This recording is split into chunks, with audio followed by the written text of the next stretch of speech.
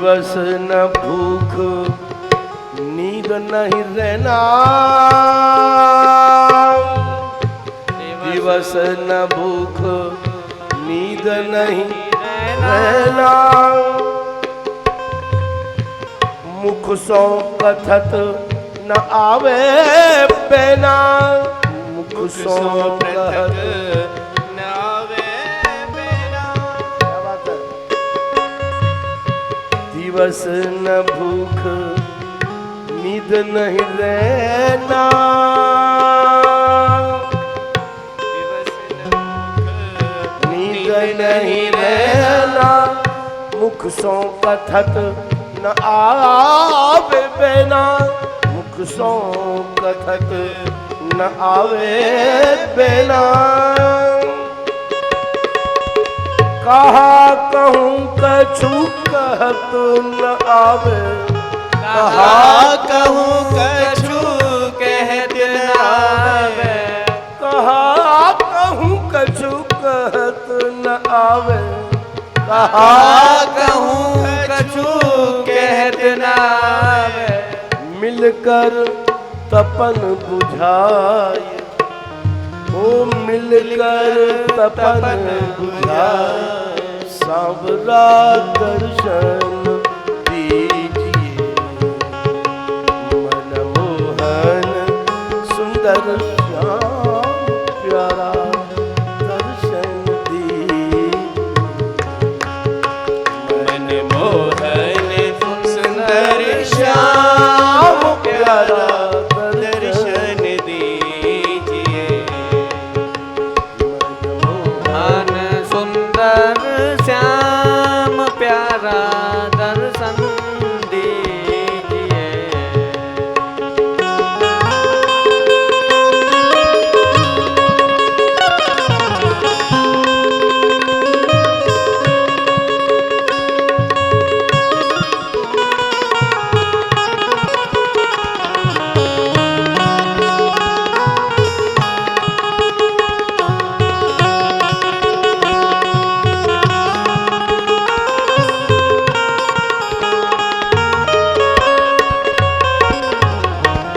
क्यों तरसावो अंतर्यामी, क्यों तरसावो अंतर्यामी, आय मिलो कृपा कर स्वामी, क्यों तरसावो अंतर्यामी, आए मिलो कृपा कर स्वामी। क्यों तरसावो अंतर्यामी, आय मिलो कृपा कर स्वामी, क्यों तरसावो अंतर्यामी, आए मिलो कृपा कर स्वामी। मीरा दासी जन्म जन्म की, मीरा दासी जन्म जन्म की, मीरा मीरा मीरा मीरा मीरा मीरा दासी जन्म जन्म की, मीरा दासी जन्म जन्म की, मीरा दासी जन्म जन्म की। पड़ी रे तुम्हारे पाय, ओ पड़ी रे तुम्हारे पाय, सांवरा दर्शन दीजिए, मनमोहन सुंदर श्याम प्यारा दर्शन दीजिए, मनमोहन सुंदर श्याम प्यारा दर्शन दीजिए।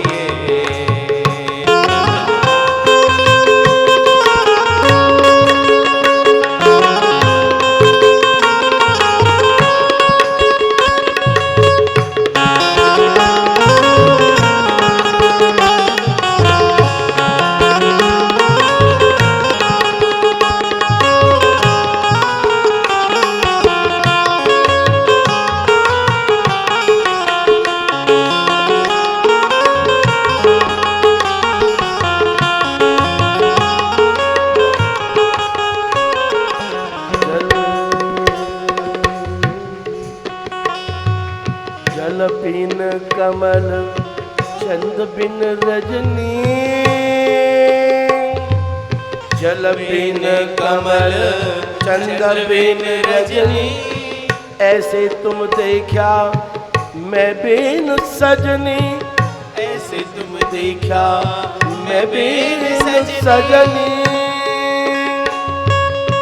आकुल व्याकुल फिरू रैन दिना, आकुल व्याकुल फिरू रैन दिना, आकुल व्याकुल फिरू मैं रैन दिना, आकुल व्याकुल फिरू रैन दिना।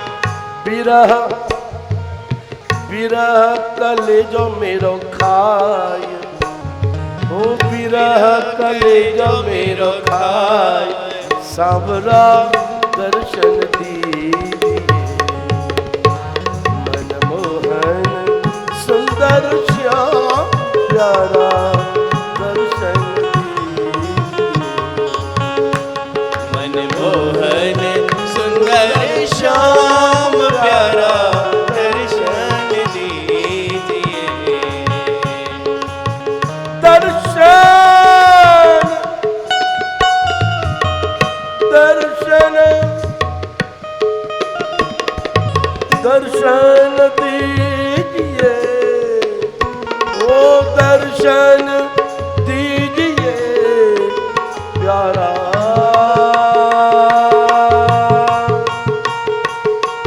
दर्शन दीजिए।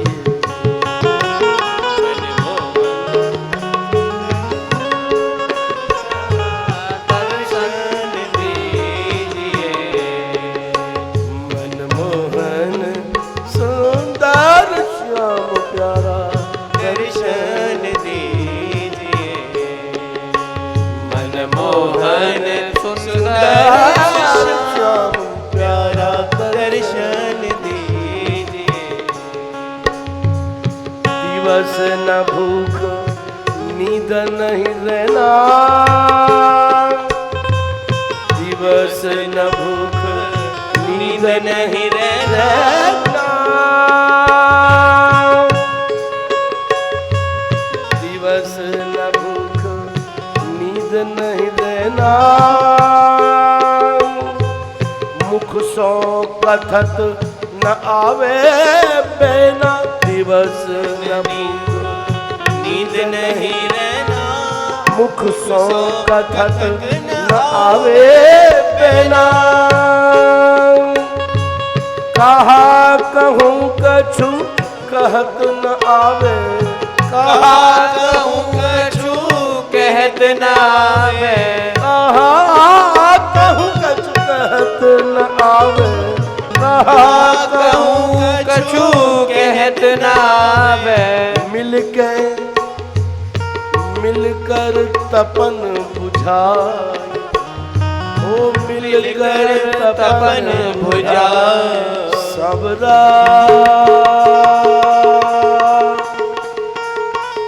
दर्शन दीजिए, मनमोहन सुंदर श्याम प्यारा दर्शन दीजिए।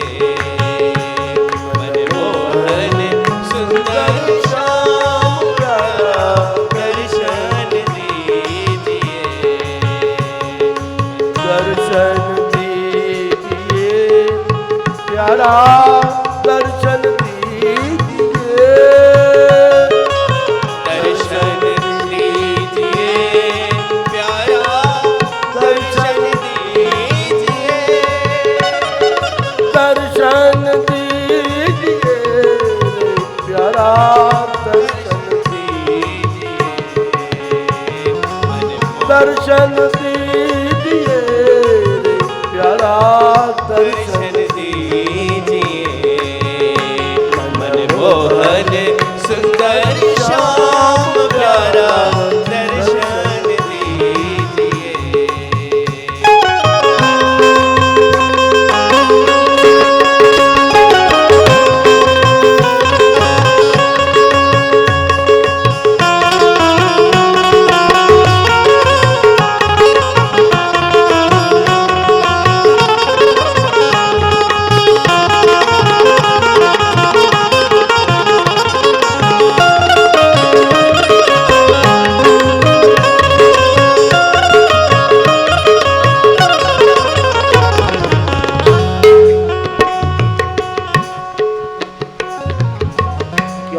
तरसावो अंतर्यामी तरसावो अंतर्यामी क्यों तरसावो अंतर्यामी आय मिलो कृपा कर स्वामी क्यों तरसावो अंतर्यामी आए मिलो कृपा कर स्वामी मीरा दासी जन्म जन्म की मीरा दासी जन्म जन्म की मीरा मीरा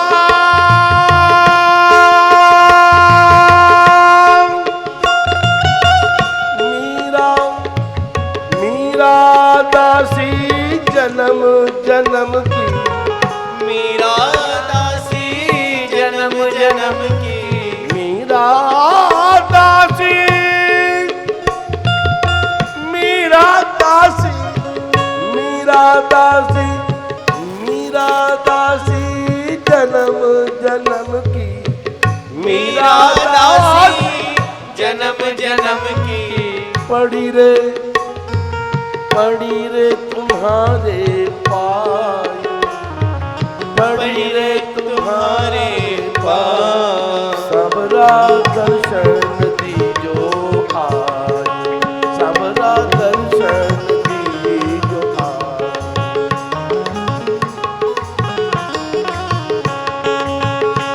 मन मोहन सुंदर श्याम प्यारा दर्शन दीजिए मन मोहन सुंदर श्याम प्यारा दर्शन दीजिए मनमोहन सुंदर श्याम प्यारा दर्शन दीजिए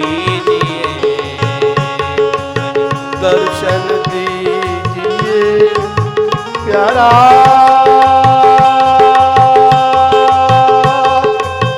दर्शन दीजिए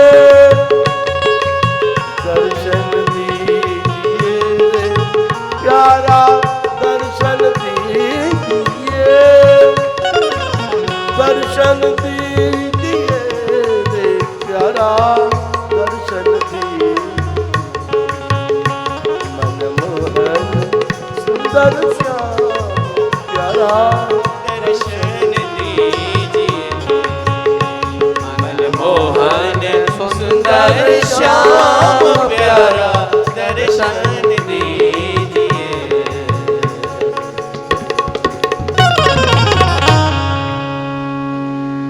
मनमोहन भगवान की जय हो। समस्त ऋतुएं आकर के श्री कृष्ण के चरणारविंदों में प्रणाम करती हैं। ब्रज में ग्रीष्म भी, शिशिर भी, शीत भी, बसंत भी, सब ऋतुओं ने श्री कृष्ण के चरणों में प्रणाम की और कन्हैया ने सबका स्वागत किया। ध्यान रखो, जो तुमको अच्छा लगता है तुम उसका आदर कर रहे हो, बहुत अच्छी बात है। पर जो आपको अच्छा नहीं भी लगता उसका भी आदर करो, क्योंकि अनादर करने के योग्य तो कोई है ही नहीं, सब भगवत स्वरूप हैं। जब गर्मी ठंड के बाद में आती है तो बहुत अच्छी लगती है, पर जब गर्मी प्रचंड पड़ती है तो क्या सोचते हैं, गर्मी जाए ठंड आ जाए।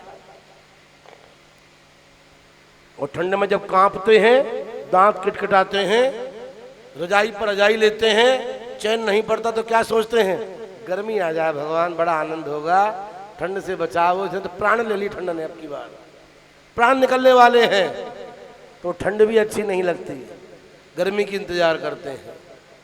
गर्मी आ गई फिर वही हाल, बरसात नहीं आई, बरसात आती तो बड़ी ठंडक पड़ती है, बरसात ज़्यादा आ गई तो बाढ़ की स्थिति देख रहे हैं क्या हो रही पूरे देश में। यहाँ नहीं आ रही, बाकी सब जगह आ रही है। तो कुछ भी बहुत अच्छा नहीं है और कुछ भी बहुत खराब नहीं है, सब ठीक ही ठीक है, ये ध्यान रखो। अपनी प्रकृति ऐसी बनाओ कि हर वस्तु आपको ठीक लगनी चाहिए, अच्छी लगनी चाहिए, कभी भी किसी चीज में कमी मत निकालिए। ठाकुर जी ने इसी भाव से प्रत्येक ऋतु को स्वीकार किया और मानो प्रसादी बना करके लौटा भी दिया वैष्णवों को और कहा ये ऋतु जैसी भी हैं तुम्हें बहुत अच्छी लगनी चाहिए क्योंकि मैंने इनको प्रसादी बना दिया है। भगवत प्रसाद में नुक्ता चीनी नहीं करनी चाहिए, कमी नहीं निकालनी चाहिए, जो है बहुत बढ़िया है, अति आनंददायक है। और ध्यान रखना, मुंह सिकोड़ करके नहीं कहना कि बहुत अच्छा है, मुंह पर मुस्कुराहट लाके कहना बहुत अच्छा है। मुंह टेढ़ा किया और कहा बहुत अच्छा है तो आदमी समझ जाएंगे अच्छा है नहीं, मजबूरी में कह रहे हैं कि अच्छा है। मुंह पर मुस्कुराहट और कहिए कि सचमुच बहुत अच्छा है। ये बात खराब है, बुरा है, प्रतिकूल है, ये शब्द जिह्वा पर आपके आने ही नहीं चाहिए, भूल जाओ। सब अनुकूल है क्योंकि सब ठाकुर का रूप है। किसी एक वस्तु को आप ये कहोगे ये अच्छी नहीं है तो तुमने ठाकुर का अनादर किया, अपमान किया, परिणाम दुख भोगना पड़ेगा। संसार में एक खास बात ध्यान रखिए, जिन महर्षियों ने, जिन ऋषियों ने गृहस्थाश्रम की निंदा की उनको अंततोगत्वा गृहस्थाश्रम बाद में स्वीकार करना पड़ा। गृहस्थाश्रम में वे रहे और उससे मुक्त होकर के आए, तब प्रणाम की कि हमें इसकी निंदा नहीं करनी चाहिए थी, ये भी भगवत स्वरूप है, इसको ठाकुर जी का रूप मान करके इसको हम प्रणाम करते हैं, इसने हमें बहुत कुछ सिखाया है। कुछ भी बुरा नहीं है, ध्यान रखिए। अरे कूड़ा फेंकने की जगह जिसे आप डस्टबिन कहते हो वो भी बहुत कीमती है। सारे घर के मैल को इकट्ठा करके, गंदगी को इकट्ठा करके, पुराने कपड़ों को इकट्ठा करके और तो और थूक पीप मल मूत्र को इकट्ठा करके अपने भीतर रख करके तुमको ये शिक्षा दे रही है कि मैं सब कुछ ग्रहण करने के बाद भी किसी को गाली नहीं देती, थूकने वाले को भी मैं बुरा नहीं कहती। ये वो जगह कह रही है, भूमि कह रही है, जो मुझ पर थूक जाए बहुत अच्छा, तेरा भी भला हो। जो मुझे साफ कर जाए उसको भी मैं कहती हूँ तेरा भी भला हो। सूत्र ये रखिए जीवन में, तुम्हें जो मिले बहुत अच्छा। प्रभु हम दूसरों के कष्ट को स्वयं ले लें और हमारे सुख को दूसरे प्राप्त कर लें, ये भाव रखो। ये उदारता हृदय में आएगी तो हृदय विकसित होगा, और हृदय विकसित हो गया तो दिमाग में शांति, प्रसन्नता, चैन, आनंद बना रहेगा। इसीलिए भगवान ने ऋतुओं को स्वीकार किया। एकादशी के दिन आप श्रवण कर चुके हैं, नंद बाबा ने व्रत किया। आज भी सौभाग्यवशात एकादशी है और उस दिन भी एकादशी थी।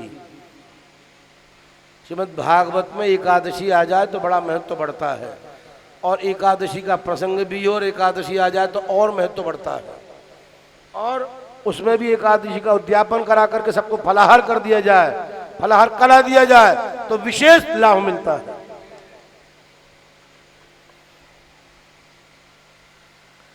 और एकादशी एक ही दिन मत करना, जब तक शरीर में सामर्थ्य है तब तक एकादशी व्रत करते ही रहो। बच्चों से मेरी प्रार्थना है कि वे भी एकादशी करें। एक संत के यहाँ पर गऊ रहती थी। लोग संत से पूछते महाराज एकादशी कब है? तो जिस दिन मेरी गऊ भूसा न खाए और केवल जल पिए, समझ लीजिए उस दिन एकादशी है। वो गऊ भी एकादशी किया करती थी। किसी ने फल खिलाया तो पा लिया, अन्यथा वो भूसा और हरा चारा गऊ एकादशी के दिन नहीं पाती थी। एक महात्मा के कुत्ता रहता था जो कि एकादशी व्रत किया करता था। वो केवल फल ही खाता था एकादशी के दिन, अपने स्वामी का दिया हुआ फल, और बाकी अन्न का ग्रहण नहीं करता था। दूध पीना, फल खाना, बस हो गया एकादशी। कुत्ता बताता था कि आज एकादशी है। परिणाम उसकी सदगति ऐसी बढ़िया हुई, एकादशी के दिन ही उस कुत्ते ने प्राणों का उत्सर्ग किया, सीधा वैकुंठ धाम को गया। भक्तवत्सल भगवान की, वृंदावन बिहारी लाल की, एकादशी महारानी की।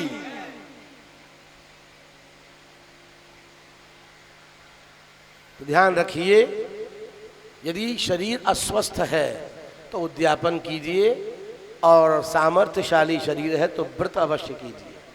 भूखा नहीं रहना है, फलाहार ही तो करना है, भूखे कहाँ रहे आप। घर में आदमी नमकीन खा जाता है डब्बा भर के, बिस्कुट खा जाता है पूरे पैकेट के पैकेट, मूली खा जाता है, गाजर खा जाता है, खीरा खा जाता है, और फिर घर में क्या कहता है, आज मैंने भोजन नहीं किया है, सवेरे से मैंने अन्न नहीं खाया है। तो भैया तुमने खाया क्या? तो नमकीन खा गए, खीरा खा गए, मूली खा गए, गाजर खा गए, उससे पेट नहीं भरा। बोले वो तो जो कुछ था तो था, अन्न तो खाया ही नहीं, रोटी तो खाई नहीं।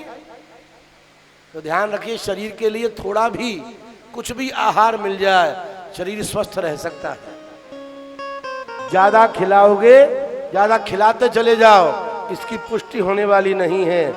अधिक खा करके भी, बढ़िया खा करके भी ये शरीर अंततोगत्वा या तो भस्म बनेगा, या कीड़े इसको खा जाएंगे, या गिद्ध और चील नोच नोच के खा जाएंगे।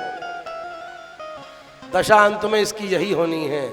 इसे यही अच्छा है कि कम से कम और उचित खिलाओ, सात्विक पवाओ, व्रत कराओ, साधन कराओ। अच्छे साधन कराने के लिए भगवान ने, अच्छे साधन करने के लिए, अच्छे साधन किए जाने के लिए भगवान ने ये शरीर आपको प्रदान किया है। इसलिए अच्छे साधन कराइए। खुद नहीं करना चाहेगा, जबरदस्ती आप कराइए, और बचिए मत, कराइए ही। एकादश्याम निराहारः समभ्यर्च्य जनार्दनम् स्नातुं नंदस्य कालिंद्या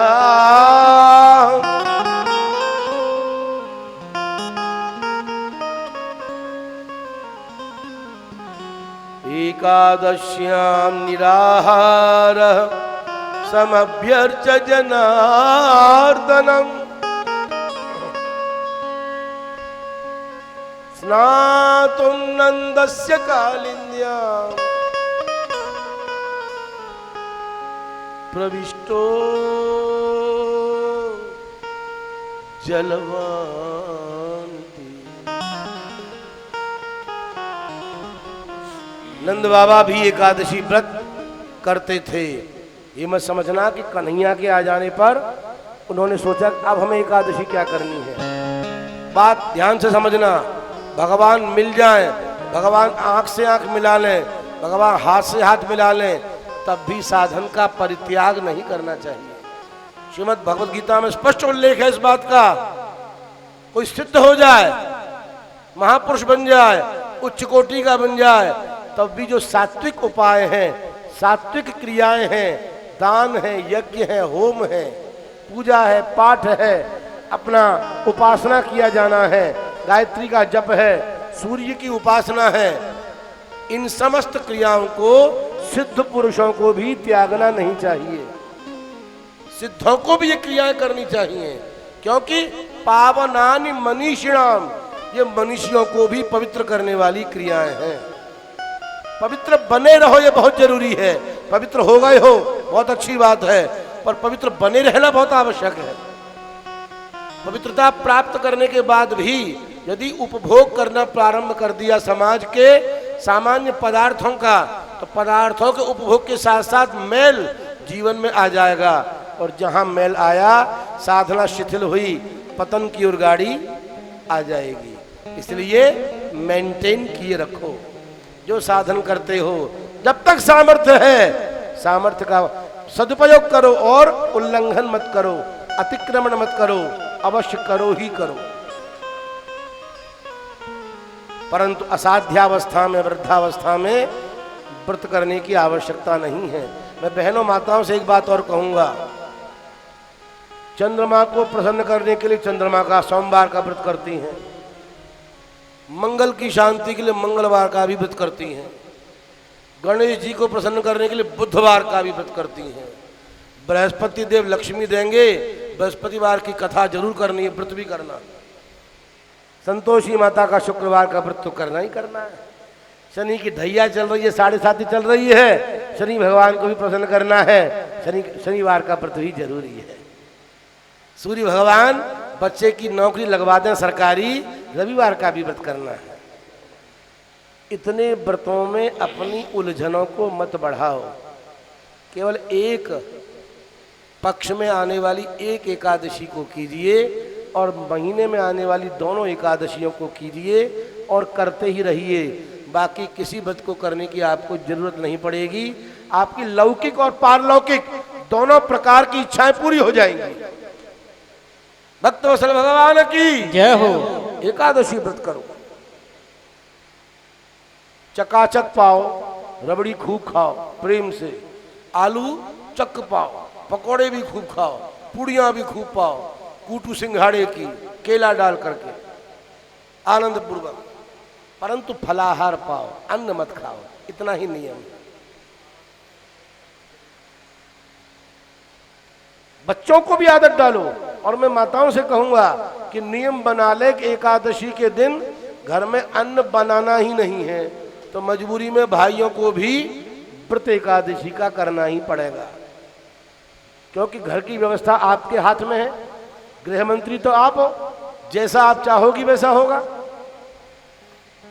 तो जब आप एकादशी व्रत का संकल्प कर लेंगी और करेंगी ही, तो घर के सभी सदस्य फलाहार करेंगे और उससे उनकी बुद्धि पवित्र होगी। विश्वास रखना, आप समझा करके बच्चों को डांट करके फटकार करके सही रास्ते पर नहीं ला सकते, पर जब सत्कर्म कराओगे तो बिना कहे, बिना फटकारे, बिना समझाए उनकी बुद्धि पवित्र हो जाएगी। ये टेक्निक ऐसी, शुद्ध कर्म कराओ, शुद्ध कर्म से ही विचार शुद्ध होंगे। जल चढ़ाओ महादेव जी पर, सूर्य भगवान पर बच्चों के द्वारा जल चढ़ाओ, तुलसी जी का पूजन कराओ बच्चों से, एकादशी व्रत करवाओ। जब क्रिया शुद्ध होगी तो मंथन बुद्धि का पवित्र होकर के परम पवित्र बन जाएगा। क्रिया से शुद्धि आती है, क्रिया आप भी करिए और दूसरों से भी कराइए। ये पवित्रता को प्राप्त करने का, स्वच्छता को ग्रहण करने का एक बहुत नवीन और उत्तम सोपान है, आयाम है। आदत डालिए अच्छी आदत डालने वाले व्यक्ति को कभी भी नींद में भी बुरा चिंतन नहीं होगा, और जिसको बुरी आदत पड़ी हुई है, कितनी भी संगति पड़ जाए अच्छी, उसको अच्छा चिंतन प्रवेश नहीं कर पाएगा। इसलिए हैबिट्स, आदत अच्छी बनाओ ताकि बच्चे गलत तरफ जा ही नहीं पाए। और आदत माता पिता के हाथ में है, गुरु के हाथ में है। होना तो ये चाहिए कि दशमी की रात्रि से अन्न का परित्याग करो, एकादशी के दिन केवल जल ग्रहण करो, और जब द्वादशी प्रारंभ होने लगे, मतलब एकादशी का व्रत पूरा हो जाए, तब द्वादशी के भी अंतिम क्षणों में पारायण करो। शास्त्र का नियम तो ऐसा है, परंतु इतना संभव नहीं है। जिस दिन एकादशी हो उतने ही दिन, उतने ही समय केवल